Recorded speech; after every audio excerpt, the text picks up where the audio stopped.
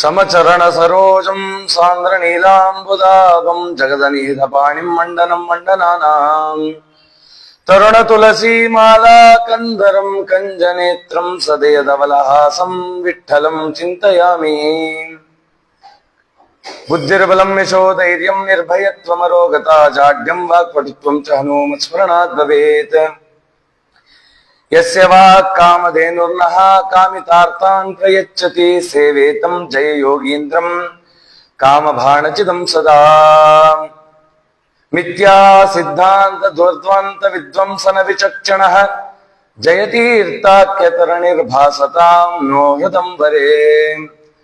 ದುರ್ವಾದಿಧ್ವಾಂತರವಯೇ ವೈಷ್ಣವೇಂದೀವರೇಂದವೇ ಶ್ರೀರಾಘವೇಂದ್ರ ಗುರವೇ ನಮೋತ್ಯಂತ ದಯಾಲವೇ. ಆಪಾದಮೌಲಿಪರ್ಯಂತಂ ಗುರುಣಾಂ ಆಕೃತಿಂ ಸ್ಮರೇತ್ ತೇನ ವಿಘ್ನಾಃ ಪ್ರಣಶ್ಯಂತಿ ಸಿದ್ಧ್ಯಂತಿ ಚ ಮನೋರಥಾಃ. ಶ್ರೀ ಗುರುಭ್ಯೋ ನಮಃ ಹರಿ ಓಂ. ಇವತ್ತು ಸ್ವಲ್ಪ ತಡ ಆಗಿದ್ದಕ್ಕೆ ಕೆಲವಾರು ವಿಚಾರವನ್ನ ಸಂಕ್ಷಿಪ್ತವಾಗಿ ಚಿಂತನೆ ಮಾಡ್ತಾ ನಾಳೆ ದಿನ ಅದನ್ನ ವಿಸ್ತಾರವಾಗಿ ಚಿಂತನೆ ಮಾಡೋಣ. ನಿನ್ನೆ ದಿನ ಜಯತೀರ್ಥರು ಅವತಾರ ಮಾಡ್ಲಿಕ್ಕಿಂತ ಪೂರ್ವದಲ್ಲಿ ಏನೇನು ನಡೆದಿದೆ ಘಟನೆಗಳು, ಅಷ್ಟೆಲ್ಲ ಕಷ್ಟಪಟ್ಟು ಶ್ರೀಮದಾಚಾರ್ಯ ಮತವನ್ನು ಸ್ಥಾಪನೆ ಮಾಡಿ ಎಲ್ಲರೂ ಧರ್ಮದಿಂದ ಇರಬೇಕು, ಸನ್ಮಾರ್ಗದ ಹಾದಿಯಲ್ಲಿ ನಡಿಬೇಕು ಅಂತ ಏನೇನು ಕಷ್ಟಪಟ್ಟಿದ್ದಾರೆ. ಅಕ್ಷೋಭ್ಯ ತೀರ್ಥರು ಆ ಶ್ರೀಮನ್ ಮಧ್ವಾಚಾರ್ಯರ ಮುಖಕಮಲದಿಂದ ಅಧ್ಯಯನ ಮಾಡಿ ಒಳ್ಳೆ ಜ್ಞಾನವನ್ನ ಪಡೆದಿದ್ದಾರೆ ಅಂತ ಅಕ್ಷೋಭ್ಯ ತೀರ್ಥರು ಕಾಯ್ತಾ ಇದ್ದಾರಂತೆ. ಯಾರಿಗೆ ಅಂತಂದ್ರೆ ತಮ್ಮ ಉತ್ತರಾಧಿಕಾರಿಗೆ. ಇವತ್ತು ನಾವು ಯಾವುದೇ ಕಾರ್ಯವನ್ನ ಹಿಡಿಬಹುದು, ಆದ್ರೆ ನಮ್ಮ ಮುಂದಿನವರು ಇದನ್ನ ಮಾಡ್ತಾರೆ ಅಂತ ಏನ್ ಗ್ಯಾರಂಟಿ? ಇವತ್ತು ಎಲ್ಲರಲ್ಲಿರೋ ಆತಂಕ ಇದೆ. ನಮ್ಮ ಮನೇಲಿ ನಾವು ಗಣಪತಿ ಹಬ್ಬ ತುಂಬಾ ಚೆನ್ನಾಗಿ ಮಾಡ್ಕೊ ಬರ್ತೀವಿ, ಗಣಪತಿ ಕೂಡಿಸ್ತೀವಿ, ಮನೆಯವ್ರನ್ನೆಲ್ಲ ಸೇರಿಸ್ತೀವಿ, ಮಾಡ್ತೀವಿ. ನನ್ನ ಮಗ ಇದು ಮಾಡ್ತಾನ ಅನ್ನೋ ಅನುಮಾನ. ನನ್ನ ಮಗ ಗಣಪತಿ ಹಬ್ಬ ಮಾಡುವಾಗ ತೋರಣ ಕಟ್ತಾನೋ ಇಲ್ವೋ ಗೊತ್ತಿಲ್ಲ, ನಮ್ಮ ಮುಂದೆನೆ ಮಾಡ್ತಾ ಇಲ್ಲ, ಮುಂದೆ ಇನ್ನೇನ್ ಮಾಡ್ತಾರೆ ಅನ್ನೋ ಭಯ ಪ್ರತಿಯೊಬ್ಬರಲ್ಲೂ ಇದೆ. ಹಾಗೆ ಅಕ್ಷೋಭ್ಯ ತೀರ್ಥರು ಅಂದ್ರು, ಮಧ್ವಾಚಾರ್ಯರು ದೊಡ್ಡ ಜವಾಬ್ದಾರಿ ನನ್ನ ಕೈ ಕೊಟ್ಟಿದ್ದಾರೆ, ಅಂತಿಂತದ್ದಲ್ಲ, ಇದಕ್ಕೆ ಯಾರು ಬರ್ತಾರೆ ಅನ್ನುವಾಗ ಹಿಂದೆ ಭೀಮಸೇನನ್ಗೆ ತಮ್ಮನಾಗಿ ಯಾರು ಸೇವೆ ಮಾಡಿದ್ರು ಅಂದ್ರೆ ಅರ್ಜುನ. ಹಾಗೆ ಈ ಮಧ್ವಾಚಾರ್ಯರಿಗೆ ಅರ್ಜುನನೇ ಬಂದು ಅಂದ್ರೆ ಇಂದ್ರದೇವರೇ ಬಂದು ಈ ಜವಾಬ್ದಾರಿಯನ್ನು ತಗೋಬೇಕು ಅಂತ ಕಾಯ್ತಾ ಇದ್ರು. ಆಗ ಆ ಇಂದ್ರದೇವರೇ ಆ ಅರ್ಜುನನೇ ಅವತಾರ ಮಾಡ್ಲಿಕ್ಕೆ ಅಂತ ಸಿದ್ಧರಾದರಂತೆ.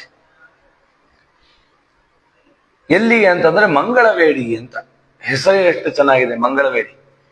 ಇವರ ಗ್ರಂಥವನ್ನ ಮಂಗಳ ಮಾಡಿದವರಿಗೆ ಪಂಡಿತರು ಅಂತ ಹೇಳ್ತಾರೆ, ಅದಕ್ಕೆ ಮಂಗಳವೇಡಿ. ಇವ್ರು ಸ್ಮರಣೆ ಮಾಡಿದ್ರೆ ಮಂಗಳ ಅಂತ. ಅಲ್ಲಿ ದಂಡೋಪಂತ ರಾಜರು ಅಂತ.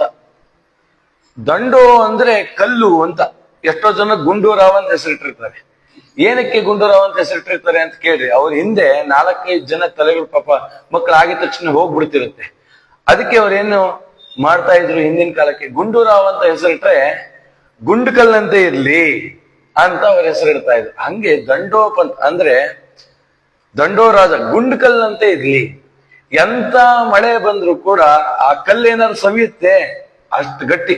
ಅಂತ ಒಂದು ಗಟ್ಟಿತನ ನಮ್ಮ ಮಧ್ವಮತಕ್ಕೆ ಬರಬೇಕು. ಯಾರು ಎಂಥ ಪ್ರತಿವಾದಿಗಳು ಎಷ್ಟೇ ವಾದ ಮಾಡಿದ್ರು ಅಲ್ಲಾಡಕ್ಕಾಗಬಾರದು, ಅಂತ ಒಂದು ಮತವನ್ನ ಸ್ಥಾಪನೆ ಮಾಡ್ಬೇಕು, ಅಂತವ್ರು ಬರಬೇಕು ಅಂತ ಹೇಳಿ ದಂಡೋಪಂತ ಅನ್ನೋದು ಒಂದು ಮನೆತನ. ದಂಡೋ ರಾಜರ ಮನೆತನ, ಆ ಬ್ರಾಹ್ಮಣ ಮನೆತನ. ರಾಜರು ಕೂಡ ಆಗ ಆಳ್ವಿಕೆ ಮಾಡ್ತಿದ್ರಂತೆ. ನಾವು ನರಹರಿ ತೀರ್ಥರ ಚರಿತ್ರೆ ಕೇಳ್ತೀವಿ. ಅಂದ್ರೆ ಅಕ್ಷೋಭ್ಯ ತೀರ್ಥರ ಹಿರಿಯರು, ಮಧ್ವಾಚಾರ್ಯರ ಸಾಕ್ಷಾತ್ ಶಿಷ್ಯರು. ನರಹರಿ ತೀರ್ಥರು ಇವತ್ತಿನ ಒರಿಸ್ಸಾ ಪ್ರಾಂತದವರು. ನೋಡಿ ಎಂಥ ಒಂದು ವಿಚಾರ. ಒರಿಸ್ಸಾ ಪ್ರಾಂತದಲ್ಲಿ ಇದ್ದಂತಹ ನರಹರಿ ತೀರ್ಥರು ಅಲ್ಲಿದ್ದಂತ ರಾಜ ಗತಿಸ್ಬಿಟ್ಟಿರ್ತಾನೆ, ಅವ್ರ ಮಗ ಚಿಕ್ಕ ಹುಡುಗ.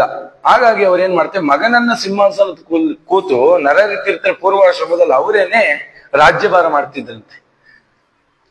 ರಾಜ್ಯಭಾರ ಮಾಡ್ಲಿಕ್ಕೂ ಬರ್ತಿತ್ತು. ಶಾಸ್ತ್ರದಲ್ಲಿ ಅಷ್ಟೋ ನಿಷ್ಣಾತರಾಗಿದ್ರು, ಯಾರು ಬಂದ್ರು ಕೂಡ ಅಲ್ಲಾಡ್ತಿರ್ಲಿಲ್ಲ. ಶಂಕರಾಚಾರ್ಯರು 4 ಆಮನಾಯ ಮಠಗಳು ಅಂತ ಸ್ಥಾಪನೆ ಮಾಡಿದ್ರು. ದಕ್ಷಿಣದಲ್ಲಿ ಶೃಂಗೇರಿ ಮಠವನ್ನ ಸ್ಥಾಪನೆ ಮಾಡಿ, ಇದು ಯಜುರ್ವೇದ. ದ್ವಾರಕಾದಲ್ಲಿ ಒಂದು ಶಂಕರ ಮಠವನ್ನು, ಅಲ್ಲಿ ಒಂದು ಮಠವನ್ನು ಸ್ಥಾಪನೆ ಮಾಡಿ ಅವ್ರಿಗೆ ಸಾಮವೇದ, ಬದ್ರಿಗೆ ಹೋಗುವಾಗ ಜೋಶಿ ಮಠ ಅಂತಿದೆಯಲ್ಲ, ಜೋಶಿ ಮಠದಲ್ಲಿ ಅಥರ್ವಣ ವೇದ, ಪೂರ್ವದಲ್ಲಿ ಪೂರಿ ಜಗನ್ನಾಥದಲ್ಲಿ ಅಲ್ಲಿ ಋಗ್ವೇದ. ಈ ಅಂದ್ರೆ ಒಂದೊಂದು ವೇದವನ್ನ ಪರಿಪಾಲನೆ ಮಾಡ್ಕೊಂಡು ಹೋಗ್ಬೇಕು. ಅದರಲ್ಲಿ ತುಂಬಾ ಪ್ರಾಬಲ್ಯವಾಗಿದ್ದಂಥದ್ದು ಆ ಪೂರಿ ಸಂಸ್ಥಾನ, ಆ ಶಂಕರ ಮಠ ಸಂಸ್ಥಾನ. ಆ ಮಠಕ್ಕೆ ಮುಖವಾಣಿ ಅಂತ ಇದ್ರಂತೆ ನರಹರಿ ತೀರ್ಥರು ಪೂರ್ವಾಶ್ರಮಕ್ಕೆ. ಅಲ್ಲಿನ ಸನ್ಯಾಸಿಗಿಂತ ಈ ವ್ಯಕ್ತಿಗೆ ಅಂತ ಒಂದು ಜ್ಞಾನ ಅದ್ವೈತದಲ್ಲಿ. ಒಮ್ಮೆ ಆ ಊರಿನ ಹೊರಗಡೆ ಒಂದು ಶಿಲಾಶಾಸನ ಮಾಡಿದ್ರಂತೆ. ಯಾರಿಗಾದ್ರೂ ಸಾಮರ್ಥ್ಯ ಇದ್ರೆ ನಮ್ಮೊಟ್ಟಿಗೆ ಬಂದು ವಾದ ಮಾಡಿ, ನಮ್ಮ ಮತದಲ್ಲಿ ನೀವು ಗೆದ್ರೆ ನಮ್ಮ ರಾಜ್ಯವನ್ನು, ನಿಮ್ಗೆ ಅರ್ಧ ರಾಜ್ಯವನ್ನು ಕೊಡ್ತೀವಿ, ನೀವೇನಾದ್ರು ಸೋತ್ರೆ ನಮ್ಮ ಶಿಷ್ಯರಾಗಬೇಕು ಅಂತ. ಜ್ಞಾನಕ್ಕಾಗಿ ಯಾರು ಆಹ್ವಾನ ಮಾಡ್ಬೇಕಾಗಿಲ್ಲ. ಜ್ಞಾನ ಸ್ಥಾಪನೆ ಮಧ್ವಾಚಾರ್ಯ ಬದ್ರಿಯಿಂದ ಬರ್ತಿದ್ರು, ಹೋದ್ರು, ವಾದ ಮಾಡಿದ್ರು. ನರಹರಿ ತೀರ್ಥರು ಅಂದ್ರಂತೆ, ಮಧ್ವಾಚಾರ್ಯ ಸೋತ್ರು ನಾನೇ ಗೆದ್ದೆ ಅಂತ. ಏನಕ್ಕೆ ಅಂತಂದ್ರೆ ನನಗೆ ಸತ್ಯವಾದ ಮತ ಸಿಕ್ತು, ಇಂಥ ಗುರುಗಳು ಸಿಕ್ಕಿದ್ರು, ಇವಾಗ ನನಗೆ ಅರ್ಥ ಆಯ್ತು ಯಾವ ಸತ್ಯ ಅಂತ ಹೇಳಿ ಆ ಶ್ರೀಮದಾಚಾರ್ಯ ಕಾಲಕ್ಕೆ ಎರಗಿ ಅವರಿಂದ ಸನ್ಯಾಸವನ್ನು ತಗೊಂಡ್ರು ನರಹರಿ ತೀರ್ಥರು. ಅವಾಗ ಅವ್ರ ವಯಸ್ಸೆಷ್ಟು ಅಂತಂದ್ರೆ 40-50 ವರ್ಷ. ಅವ್ರ ಸ್ವಾಮಿಗಳಾದಾಗ 40-50 ವರ್ಷ. ಆ ನರಹರಿ ತೀರ್ಥರು 50-55ನೇ ವಯಸ್ಸಿಗೆ ಉಡುಪಿಗೆ ಬಂದು ಕನ್ನಡವನ್ನು ಕಲಿತು ದೇವರ ನಾಮ ಮಾಡಿದ್ದಾರೆ. ಕನ್ನಡ ರಾಜ್ಯೋತ್ಸವ ಅಂತ ನಾವು ಮಾಡ್ತೀವಿ, ಯಾರ್ಯಾರನೋ ಫೋಟೋ ಇಡ್ತೀವಿ. ನಿಜವಾದ ಕನ್ನಡಿಗರು ಅಂದ್ರೆ ನರಹರಿ ತೀರ್ಥರು. ಈ ಭಾಷೆನೇ ಗೊತ್ತಿಲ್ಲದೆ ಇರುವಂತ ವ್ಯಕ್ತಿ ಅಲ್ಲಿಂದ ಇಲ್ಲಿಗೆ ಬಂದು ಕನ್ನಡವನ್ನು ಕಲಿತು ದೇವರನಾಮ ಮಾಡಿದ್ದಾರೆ ಅಂತಂದ್ರೆ ಅವರ ಸಾಮರ್ಥ್ಯ ಎಂತದ್ದು. ಇದೆಲ್ಲ ಇಂತಹ ವಾತಾವರಣ ಅಂತ ನರಹರಿ ತೀರ್ಥರು ಆ ಮೂಲರಾಮ ದೇವರನ್ನ ತಗೊಂಬಂದಿದ್ದಾರಂತೆ, ಶ್ರೀಮದಾಚಾರ್ಯರಿಗೆ ಅರ್ಪಣೆ ಮಾಡಿದ್ದಾರೆ. ಇಂತೆಲ್ಲ ಜವಾಬ್ದಾರಿಗಳಿದೆ. ಅಕ್ಷೋಭಿ ತೀರ್ಥರು ಕಾಯ್ತಾ ಇದ್ದಾರೆ, ಈ ಪೀಠಕ್ಕೆ ಯಾರು ಬರ್ತಾರೆ. ಹಿಂದೆ ನಿನ್ನೆ ಹೇಳಿದ್ದೆ, ಮಧ್ವಾಚಾರ್ಯ ಗ್ರಂಥಗಳನ್ನ ಹೊರಲಿಕ್ಕೆ ಒಂದು ಎತ್ತಿತ್ತು ಅಂತ. ಆ ಎತ್ತಿಗೆ ಎಂತ ಸಾಮರ್ಥ್ಯ ಇತ್ತು ಅಂತಂದ್ರೆ ಅದು ನಿಧಾನವಾಗಿ ಆ ಎತ್ತತ್ರ ಹೋದ್ರೆ ಅದರ ಹೃದಯ ಕಮಲದಲ್ಲಿ 12 ಸ್ತೋತ್ರ ಬರ್ತಿತ್ತಂತೆ. ಈ ಎತ್ತೆ ಮುಂದೆ ಈ ಗ್ರಂಥಗಳಿಗೆ ವ್ಯಾಖ್ಯಾನ ಮಾಡುತ್ತೆ ಅಂತ ಶ್ರೀಮದಾಚಾರ್ಯ ಹೇಳಿದ್ರು. ಎಲ್ರು ಅನ್ಕೊಂಡ್ರು, ನಾವು ಇಷ್ಟು ಜನ ಇದ್ದೀವಿ, ಮಧ್ವಾಚಾರ್ಯಗೆ ಯಾರು ಉತ್ತರಾಧಿಕಾರಿಗಳು ಅಂತ. ಮಧ್ವಾಚಾರ್ಯ ಅಂದ್ರೆ ನನ್ನ ಉತ್ತರಾಧಿಕಾರಿ, ಸನ್ಯಾಸತ್ವ ಎಲ್ಲರೂ ಕೊಟ್ಟಿದ್ದೀನಿ, ನನ್ನ ಉತ್ತರಾಧಿಕಾರಿ ಯಾರು ಅಂತಂದ್ರೆ ಇವ್ರು ಮುಂದೆ ಬರ್ತಾರೆ ಅಂತ ಅವ್ರು ಹೇಳಿದ್ರು.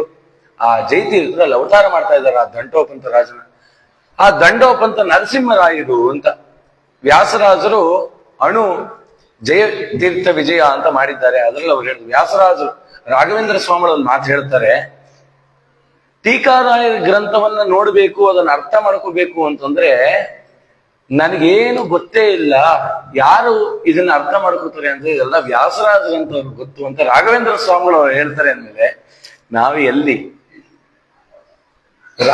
ರಾಯರ ವಿನಯ ಎಂತದ್ದು ಅಂತ ಅಲ್ವಾ? ರಾಯರಿಗೇನು ಗೊತ್ತಿಲ್ದಿರೋದು ಇದೆಯೇ? ಆದ್ರೆ ರಾಯರು ಹೇಳ್ತಾರೆ, ಟೀಕಾರಾಯರು ಎಂತವ್ರು ಅಂದ್ರೆ ಚಿತ್ರೈ ಪದೈಶ್ಚ ಗಂಭೀರೈಹಿ, ಪದದಲ್ಲಿ ಗಾಂಭೀರ್ಯ ಇದೆ ಇವ್ರ ಮಾತಿನಲ್ಲಿ. ಅಂಥ ವ್ಯಕ್ತಿಗಳಪ್ಪ ಅವರು. ಅವರನ್ನು ನಾವೆಲ್ಲ ಅರ್ಥ ಮಾಡ್ಕೊಳ್ಲಿಕ್ಕಾಗತ್ತೆ? ಅಂತ ಸಾಮರ್ಥ್ಯಯುಕ್ತರು ಟೀಕಾರಾಯರು. ಅಂತ ಟೀಕಾರಾಯರು, ಆ ವೃಷಭವಾಗಿದ್ದಂತ ಟೀಕಾರಾಯರು ಅವತಾರ ಮಾಡಬೇಕು. ಎಷ್ಟು ಕಾಲ ಆದ್ರೂ ಅವತಾರ ಮಾಡ್ಲಿಲ್ಲ. ಆ ನರಸಿಂಹರಾಯ ದಂಪತಿಗಳಿಗೆ ಸುಮಾರು ವರ್ಷ ಸೇವೆ ಮಾಡಿ ರಾಮದೇವರ ಸೇವೆ ಮಾಡುದು. ಏನಕ್ಕೆ ಅಂತಂದ್ರೆ ಆ ಚತುರ್ಯುಗ ಮೂರ್ತಿ ಬ್ರಹ್ಮದೇವರ ಕರಾರ್ಚಿತವಾದ ಆ ಮೂಲರಾಮನನ್ನು ಮುಟ್ಟು ಪೂಜೆ ಮಾಡಬೇಕು, ದೊಡ್ಡ ಕಾರ್ಯ ನಡಿಬೇಕು ಮುಂದೆ ಅಂತ ಹೇಳಿ ಆ ಟೀಕಾರಾಯರು ಅವತಾರ ಮಾಡಬೇಕು. ಆ ಅಕ್ಷೋಭ್ಯ ತೀರ್ಥರ ಅನುಗ್ರಹ ಬಲ, ರಾಮದೇವರ ಅನುಗ್ರಹ ಬಲದಿಂದ ಆ ದಂಡೋಪಂತ ನರಸಿಂಹರಾಯರ ಉದರದಲ್ಲಿ ಅವರ ಜನನ ಆಗ್ತಾ ಇದೆ. ಜನನ ಆದಾಗ ಅದೇನು ಆನಂದವೋ ಆನಂದ. ಮಂಗಳವೇಡಿ ಅನ್ನೋದು ನೀವು ಇವತ್ತು ಹೋಗಿ ನೋಡಿದ್ರೆ ಕುಗ್ರಾಮ, ಆದ್ರೆ ಅದು ಹಿಂದೆ ಕರ್ನಾಟಕಕ್ಕೆ ಸೇರಿತ್ತಂತೆ. ಮತ್ತೆ ಎಲ್ಲ ರಾಜ್ಯ ವಿಭಾಗ ಆದಾಗ ಅದು ಮಹಾರಾಷ್ಟ್ರಕ್ಕೆ ಸೇರಿದೆ. ಅಂತ ಟೀಕಾರಾಯರು ಹುಟ್ಟಿದಂತ ರಾಷ್ಟ್ರಕ್ಕೆ ಮಹಾರಾಷ್ಟ್ರ ಅಂತ ಕರೆದಕ್ಕೆ ಯಾವುದೇ ಒಂದು ಅತಿಶಯೋಕ್ತಿ ಇಲ್ಲ. ಅದು ಮಹಾರಾಷ್ಟ್ರ, ಯಾಕಂದ್ರೆ ಅಂತ ಮಹಾ ವ್ಯಕ್ತಿಯನ್ನ ಆ ಜಾಗ ಕೊಟ್ಟಿದೆ. ಆ ಮಂಗಳವೇಡಿ ಹಿಂದಿನ ಕಾಲಕ್ಕೆ ಅಷ್ಟು ಬ್ರಾಹ್ಮಣರು ಇದ್ರಂತೆ. ಆದ್ರೆ ಇವತ್ತಿಗೆ ನೋಡಿದ್ರೆ ಬಹಳ ಎಲ್ಲ ಕಮ್ಮಿ ಆಗ್ಬಿಟ್ಟಿದೆ, ಅವತ್ತಿನ ಕಾಲಕ್ಕೂ ಇವತ್ತಿನ ಕಾಲಕ್ಕೂ. ಅಂತ ಬಾಲ್ಯದಲ್ಲಿ ಅವತಾರ ಆಗಿದೆ. ತಂದೆನೆ ಕೆಲವಾರು ಶಾಸ್ತ್ರ ಪಾಠ ಮಾಡ್ತಿದ್ರು. ಶಾಸ್ತ್ರ ಪಾಠ ಜೊತೆಯಲ್ಲೇನೆ ಅವರಿಗೆ ಇನ್ನೂ ಮುಖ್ಯವಾದ ಪಾಠ ಯಾವುದು ಅಂತಂದ್ರೆ ಅಶ್ವ ಅಂದ್ರೆ ಕುದುರೆಯನ್ನು ಓಡಿಸ್ತಕ್ಕಂಥದ್ದು. ಕುದುರೆಯನ್ನು ಓಡಿಸೋದು, ಕುದುರೆ ಮೇಲೆ ಇದ್ದು ಕತ್ತಿ ವರಸೆಯನ್ನ ಮಾಡ್ತಕ್ಕಂಥದ್ದು, ಇಂತಹ ಜ್ಞಾನ ಪ್ರಬಲವಾಗಿತ್ತು. ಉಪನಯನಾದಿ ಸಂಸ್ಕಾರಗಳಾಯ್ತು, ತುಂಬಾ ಬಾಲ್ಯದಲ್ಲಿ ಉಪನಯನ ಸಂಸ್ಕಾರ ಆಯ್ತು. ಏನು ಅಂತಂದ್ರೆ ಕೆಲವಾರು ಸಂಪತ್ತಿತ್ತು, ನಮ್ಗೇನಾದ್ರು ಕೆಲವಾರು ಬೇರೆ ವಿದ್ಯೆ ಗೊತ್ತಿತ್ತು ಅಂದ್ರೆ ಈ ವಿದ್ಯೆ ಬಿಟ್ಟು ಬಿಡ್ತೀವಿ. ಇದನ್ನ ಅವಾಗ ಏನ್ ಹೇಳ್ತೀವಿ ಅಂತಂದ್ರೆ ಇದ್ರಲ್ಲಿ ಏನು ಇಲ್ಲ, ಸಂಪಾದನೆ ಮುಖ್ಯ. ಗೋಪಿ ಚಂದ ಹಚ್ಕೊ ಅಂತಂದ್ರೆ ಬಲವಂತವಾಗಿ ಹಚ್ಕೊಂಡ್ರು ಕೆಲ್ಸಕ್ಕೆ ಹೋಗೋ ಸಂದರ್ಭಕ್ಕೆಲ್ಲ ಒರ್ಸ್ಕೊಂಡೇ ಹೋಗೋದು. ಯಾಕೆ? ಏನೋ ಒಂಥರ ಇದರಲ್ಲಿ ಅಸಡ್ಡೆ ಅಥವಾ ಅವಮಾನ ಅಂತೆ. ಗೋಪಿ ಚಂದ ಹಚ್ಕೊಳ್ಳೋದು ಅವಮಾನ ಅಂತ ಆಗ್ಬಿಟ್ರೆ ಹೇಗೆ? ಗೋಪಿ ಚಂದನು ಎಂಥದ್ದು? ಕೃಷ್ಣ ತಾನು ಓಡಾಡದಂತ ಮಣ್ಣು. ಗೋಪಿ ತಲಾವ್ ಅಂತ ದ್ವಾರಕಾದಲ್ಲಿ ಎಷ್ಟೋ ದೇವತೆಗಳು ಆ ಗೋಪಿಕಾ ಸ್ತ್ರೀಯರೆಲ್ಲ ಕೇಳ್ತಿದ್ದಂತೆ, ಕೃಷ್ಣ ಓಡಾಡ್ತಾನಲ್ಲ ಅವನ ಪಾದದ ಕೆಳಗಡೆ ಹುಲ್ಲಾಗ್ಬಿಟ್ರೆ ಸಾಕು ನಾವು. ಆ ಕೃಷ್ಣನ ಪಾದದಲ್ಲಿ ಏನಿದೆ? ಧ್ವಜ, ವಜ್ರ, ಅಂಕುಶ, ರೇಖಾಂಕಿತವಾದ ಪಾದ, ಶಂಖ, ಚಕ್ರಗಳೆಲ್ಲ ಇದೆ ಅದರಲ್ಲಿ. ಅದು ಒಮ್ಮೆ ನಮ್ಮ ಮೇಲೆ ಬಂತು ಅಂತಂದ್ರೆ ನಮ್ಮ ಜನ್ಮ ಉದ್ಧಾರ. ಅಂತ ಗೋಪಿಚಂದ್ರವನ್ನು ನಾವು ಧಾರಣೆ ಮಾಡಬೇಕು. ಅದೇ ರೀತಿಯಲ್ಲಿ ಆ ಇವರಿಗೆ ರಘುನಾಥ ಅಂತಾನೆ ಹೆಸರಿಟ್ರಂತೆ. ರಘುನಾಥ ಅಂತ ಹೆಸರಿಟ್ರು, ಯಾಕಂದ್ರೆ ಮುಂದೆ ಆ ಮೂಲ ರಘುಪತಿಯನ್ನು ಪೂಜೆ ಮಾಡಬೇಕು ಅಂತ. ಏನೇ ಆ ತಮ್ಮ ರಾಜ್ಯಭಾರದ ಕಾರ್ಯಗಳಿದ್ರು ಕೂಡ ತಮ್ಮ ಸ್ವಧರ್ಮಗಳು ಏನು ಬಂದ್ರು ಬಿಟ್ಟಿರ್ಲಿಲ್ಲಂತೆ. ಇವ್ರು ಯಾರು ಅಂತಂದ್ರೆ ಭಾರದ್ವಾಜ ಗೋತ್ರೋತ್ಪನ್ನರು ಅಂತ ಹೇಳಿದ್ದಾರೆ. ಈ ದೊಡ್ಡಬಳ್ಳಾಪುರದಲ್ಲಿ ಜಗನ್ನಾಥ ದಾಸರ ಶಿಷ್ಯರು, ದೊಡ್ಡಬಳ್ಳಾಪುರದ ರಾಘವೇಂದ್ರಪ್ಪ ಅಂತ. ಆ ರಾಘವೇಂದ್ರಪ್ಪ ಅನ್ನೋರು ಜಗನ್ನಾಥ ದಾಸರ ಕಾಲದಲ್ಲಿ ಸಾರಸ್ವತ ಪರಿಣಯ ಅಂತ ಒಂದು ಗ್ರಂಥ ಬರೆದಿದ್ದಾರೆ. ಈ ಶಾಷ್ಟಿಕ ಮನೆತನದ ಬಗ್ಗೆ ವ್ಯಾಸರಾಜರು ಕೂಡ ಆ ಶಾಷ್ಟಿಕ ಮನೆತನದ ಬಗ್ಗೆ ಅನೇಕ ವಿಚಾರಗಳನ್ನ ತಾವು ಹೇಳ್ತಾರೆ. ಅಂತ ಶಾಷ್ಟಿಕ ಮನೆತನದ ಭಾರದ್ವಾಜ ಗೋತ್ರದಲ್ಲಿ ಸ್ವರ್ಣಕಾರರು ಅಥವಾ ಕನಕಕಾರರು ಅನ್ನೋ ಒಂದು ಮನೆತನದಲ್ಲಿ ಅವರು ಅವತಾರ ಮಾಡಿದ್ದಾರಂತೆ. ಎಂತ ಒಂದು ಮನೆತನ ಅಂತಂದ್ರೆ ತುಂಬಾ ಶ್ರೇಷ್ಠವಾದ ಮನೆತನ. ಇದೇ ಶಾಷ್ಟಿಕ ಮನೆತನದಲ್ಲೇನೆ ರಾಘವೇಂದ್ರ ಸ್ವಾಮಿಗಳು ಬಂದಿದ್ದು. ನೀವು ನೋಡಿದ್ರೆ ಶಾಷ್ಟಿಕ ಮನೆತನ ಬೀಗ ಮುದ್ರೆ ಮನೆತನ ಅಂತ ರಾಯರು. ಶಾಷ್ಟಿಕ ಅಂತಂದ್ರೆ 60 ಅಂತ. ಈ 60 ಮನೆತನದಲ್ಲಿ ಅವರು ಅವತಾರ ಮಾಡಿದ್ದಾರಂತೆ. ಸರಿ, ಎಲ್ಲ ಆಯ್ತು. ಬರೀ ಇಷ್ಟೇನ ಅವ್ರ ಅವತಾರ ಮಾಡಿದ್ದು? ಬಂದ್ರು, ಕುದುರೆ ಮೇಲೆ ಏರು, ಸವಾರಿ ಮಾಡು, ಕತ್ತಿ ವರ್ಷೆ ಮಾಡು, ಇದಕ್ಕೋಸ್ಕರ ಅವ್ರು ಬಂದ್ರ ಅಂತಂದ್ರೆ ಕಾಯ್ತಾ ಕೂತಿದ್ದಾರೆ ಅಕ್ಷೋಭ್ಯ ತೀರ್ಥರು. ಶ್ರೀಮದಾಚಾರ್ಯರು ಅವರ ಆಜ್ಞೆ ಏನು ಅಂತಂದ್ರೆ, ಒಬ್ಬ ವ್ಯಕ್ತಿ ಬರ್ತಾನೆ, ಅವನಿಗೆ ಹಿಂದಿನ ಜನ್ಮದ ಸಂಸ್ಕಾರ, ಪಶು ಸಂಸ್ಕಾರ ಏನದು ಅಂತಂದ್ರೆ ನೀರನ್ನ ಬೊಗ್ಸೆಯಲ್ಲಿ ಎತ್ತಿ ಕುಡಿಯೋದೋ ಅಥವಾ ಯಾವ್ದ್ರಲ್ಲಾದ್ರೂ ತಗೊಂಡು ಕುಡಿಯೋದೋ ಅಲ್ಲ, ನೇರವಾಗಿ ಬಾಯೇ ಹಾಕ್ಬಿಡ್ತಾನೆ ಅಂತ ಒಬ್ಬ ವ್ಯಕ್ತಿ ಬರ್ತಾನೆ. ಕಾಯ್ತಾ ಕೂತಿದಾರಂತೆ. ಒಂದು ಕಮಂಡಲವನ್ನ ಇಟ್ಟು ಅಕ್ಷೋಭ್ಯ ತೀರ್ಥರು, ಅಕ್ಷೋಭ್ಯ ವೈಷ್ಣವರು ಅವರನ್ನ ನಾಗನಾಥ ಯತಿ ಅಂತ ಒಂದ್ ಕಡೆ ಕರೀತಾರೆ. ಹೇಗಿದ್ರಪ್ಪ ಅಂದ್ರೆ ಬಂಗಾರದ ವರ್ಣ ಅಂತೆ. ಒಂದು ಸರ್ಪ ಹೆಡೆ ಎತ್ತಿ ಕೂತಿದ್ರೆ ನಮಗ್ ನೋಡ್ಲಿಕ್ಕೆ ಭಯವೇ. ಆದ್ರೆ ಆ ಸರ್ಪದ ವೈಶಿಷ್ಟ್ಯ ತಿಳಿದವನಿಗೆ ಬಂಗಾರದ ಬಣ್ಣ ಎದುರುಗಡೆ ಸೂರ್ಯನ ಕಾಂತಿ ಬೀಳ್ತಿದ್ರೆ ಅದು ಎಡೆ ಆಡ್ಸ್ಕೊಂಡು ಕೂತಿದ್ರೆ ಆ ವೈಭವ ಅಲ್ಲ, ಅಂತ ಜ್ಞಾನ, ಅಂತ ತೇಜಸ್ಸು ಆ ಅಕ್ಷೋಭ್ಯ ತೀರ್ಥದಲ್ಲಿತ್ತು. ಕಾಯ್ತಾ ಇದ್ರು. ಈ ದಂಡೋಪಂತ ರಘುನಾಥನಿಗೆ ಬಹಳ ದಾಹ ಅಂದ್ರೆ ದಾಹ. ಕುದುರೆ ಏರಿ ಬಂದು ಆ ಕುದುರೆನೇ ಮುಳುಗೋಯ್ತು, ತಲೆ ತನಕ ಮುಳುಗ್ತು, ಇಳಿಲಿಲ್ಲ. ನೀರಿಗೆ ನೇರವಾಗಿ ಬಾಯಿ ಹಾಕಿ ಆ ನೀರ್ನ ಹಾಗೆ ಕುಡಿದ್ಬಿಟ್ಟು. ಆಗ ಅಕ್ಷೋಭ್ಯ ತೀರ್ಥರು ನೋಡಿದ್ರು, ಯಾರಾದ್ರೂ ನೇರವಾಗಿ ನೀರಿಗೆ ಬಾಯಿ ಹಾಕ್ತಾರ? ಈ ನಾಯಿಗಳು, ಕತ್ತೆಗಳು, ಬೇರೆ ಪ್ರಾಣಿಗಳು ಈ ರೀತಿ ಮಾಡೋದು. ಕಿಂ ಪಶು ಪೂರ್ವ ದೇಹೆ ಅಂತ ಕೇಳಿದ್ರಂತೆ. ನೀನ್ ಯಾವ ಪಶು ಹಿಂದೆ ಈ ತರ ನೀರು ಕುಡಿತಿದ್ಯಲ್ಲ ಅಂತ.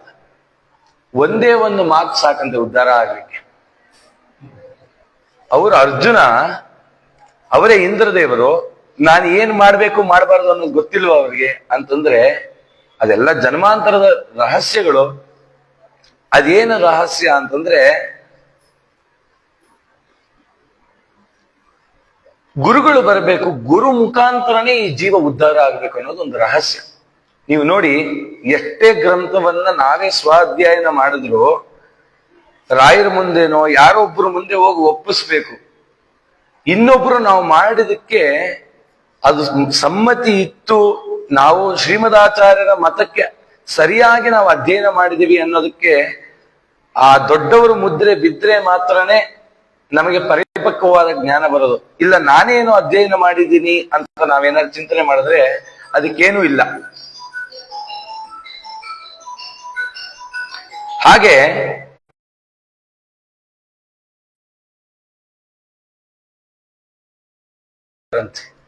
ಉಪನಿಷತ್ ಹೇಳುತ್ತೆ, ಪ್ರತಿಯೊಬ್ಬ ಜೀವ ಉದ್ಧಾರ ಆಗಕ್ಕೆ ನೀತು ಗುರುಗಳು ಬೇಕು.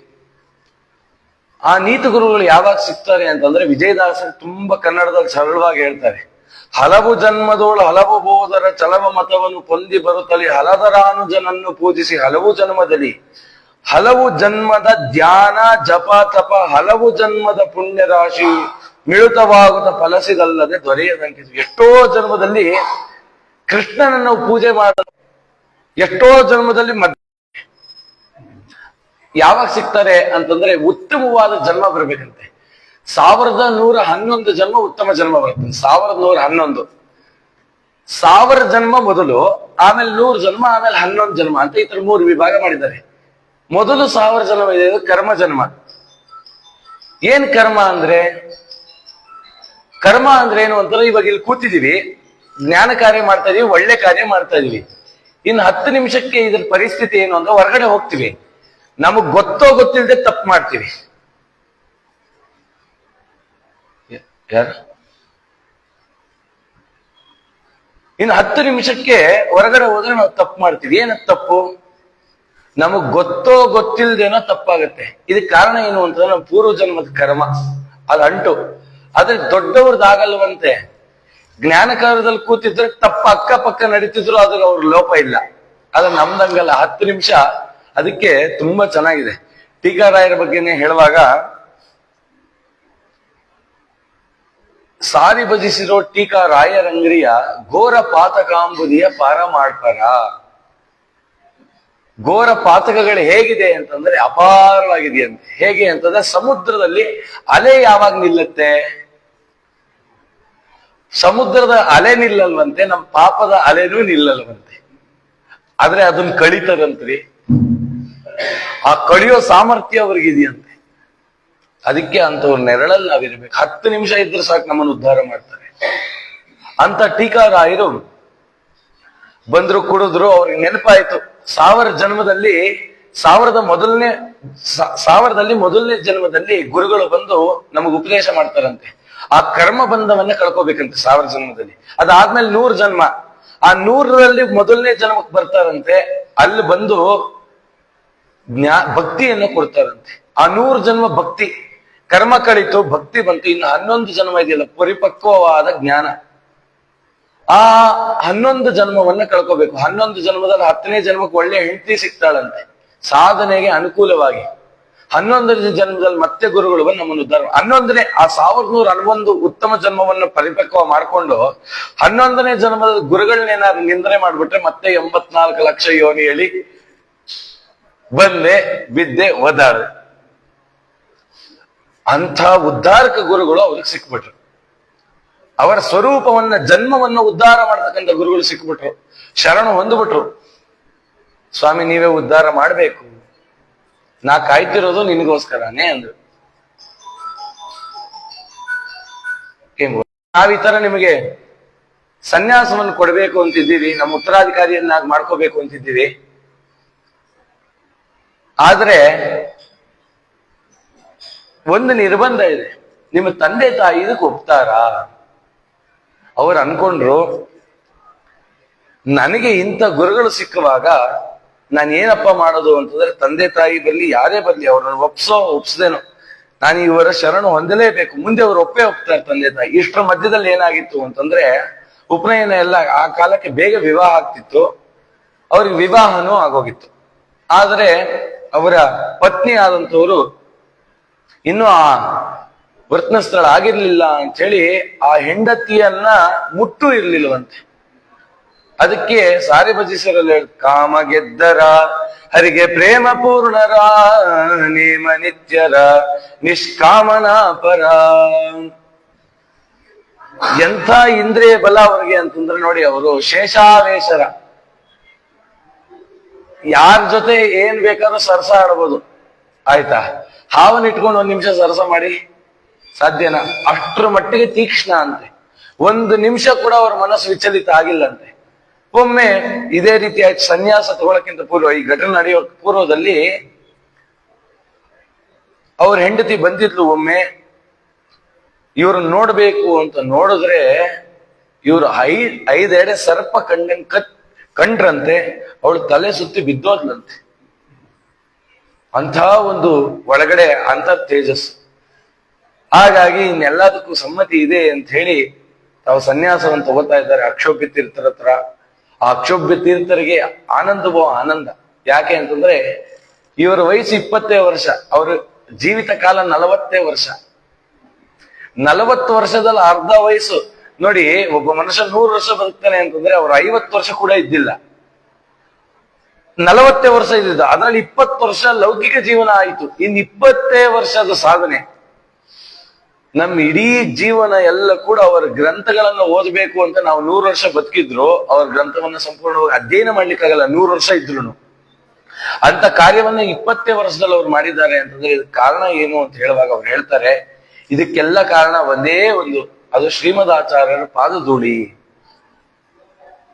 ಆ ಮಧ್ವರಾಯರ ಕರುಣ ಪಡೆಯದವ ಧರೆಯೊಳಗೆ ಇದ್ದರೇನು ಇಲ್ಲದಿದ್ದರೇನು. ಆ ಮಧ್ವರಾಯರ ಪಾದ ಧೂಳು ಇಷ್ಟು ಕಾರ್ಯವನ್ನ ಮಾಡಿಸ್ಲಿಕ್ಕೆ ಕಾರಣ ಆಗಿದೆ ಅಂತ ಅವ್ರು ಮುಂದೆ ಹೇಳ್ತಾರೆ.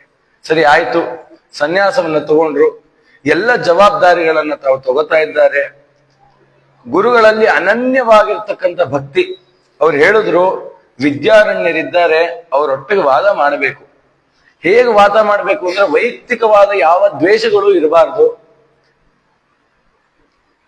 ಕೇವಲ ತತ್ವ ವಿಚಾರದಲ್ಲಿ ನೀವು ವಾದ ಮಾಡಿ ಗೆಲ್ಲಬೇಕು ಅಂತ.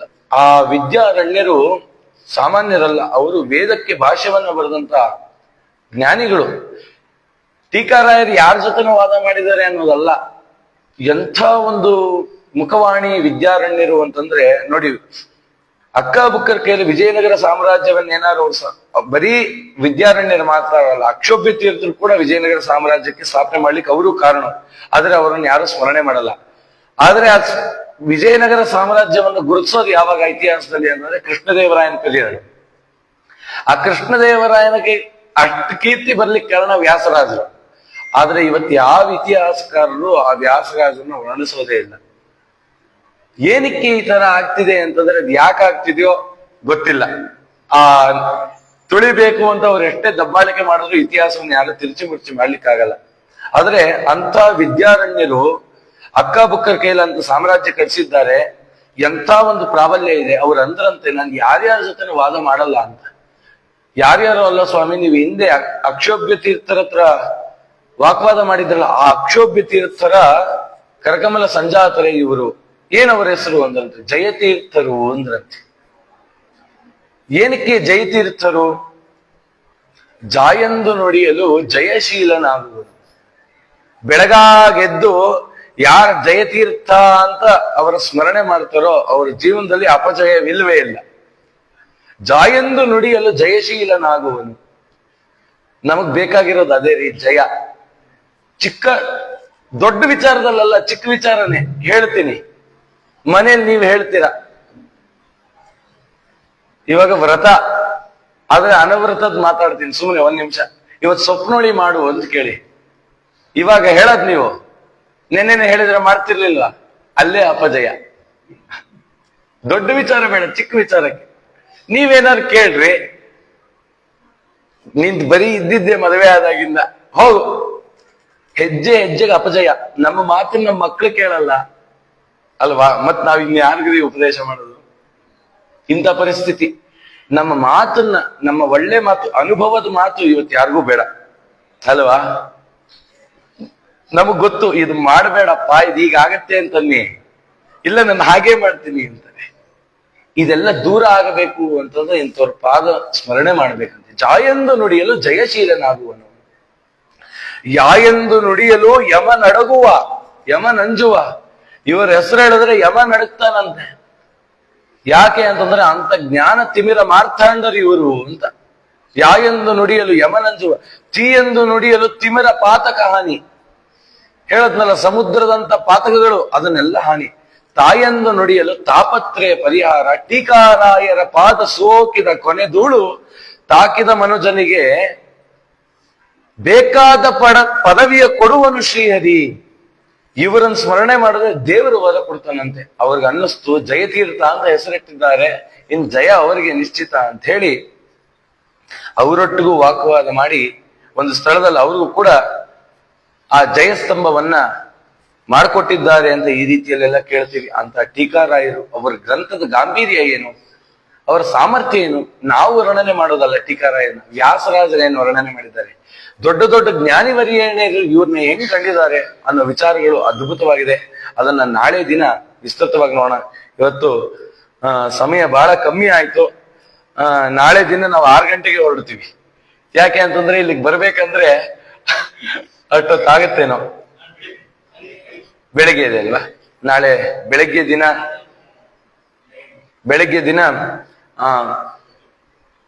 ಸರ್ವಮೂಲ ಗ್ರಂಥಗಳು ಟೀಕಾ ಟಿಪ್ಪಣಿ ಸಹಿತ ಆದ್ಯಂತ ಶ್ಲೋಕಗಳ ಪಾರಾಯಣದ ಕಾರ್ಯಕ್ರಮ ಇಟ್ಕೊಂಡಿದ್ದಾರೆ. 8:30 ಅಲ್ವಾ, 8:30 ನಡೆಯುತ್ತೆ ಆ ಕಾರ್ಯಕ್ರಮ. ಅದಾದ್ಮೇಲೆ ರಥೋತ್ಸವ ಎಲ್ಲ ಆದ್ಮೇಲೆ ಟೀಕಾರಾಯರ ಬಗ್ಗೆ ಎತ್ಕಿಂಚಿತ್ತು ಅವ್ರ ಸ್ಮರಣೆ ಮಾಡ್ಬೇಕು. ಇವಾಗ ಅನ್ನಿಸ್ತಾ ಇದೆ ಒಂದು ವಾರನೇ ಒಪ್ಕೋಬೋದಿತ್ತೇನೋ ಅಂತ, ಅಷ್ಟು ವಿಚಾರಗಳಿದೆ.